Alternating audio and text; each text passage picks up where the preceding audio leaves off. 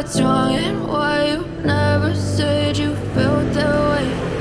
Guess you're trying to stay strong and fake a smile until I look away. But I've known you too long, it hurts to watch your blue eyes fade to gray as you fade away, as you fade away. You told your friend you're not okay, and tell me what's wrong and why you never said you felt that way. You're trying to stay strong and fake a smile until I look away.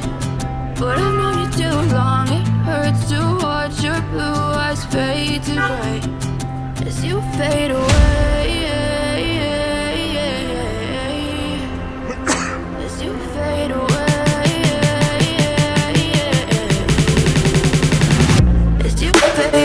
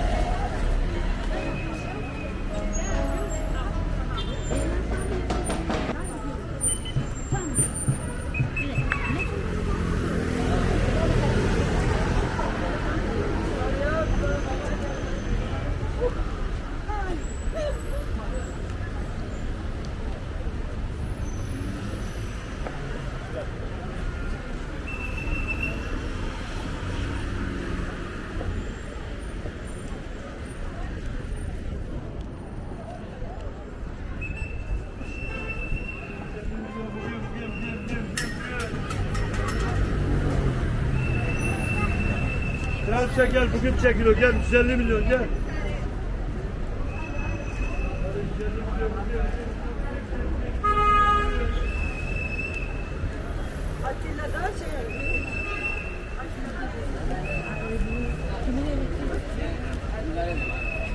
Yavrum görüşürüz ya.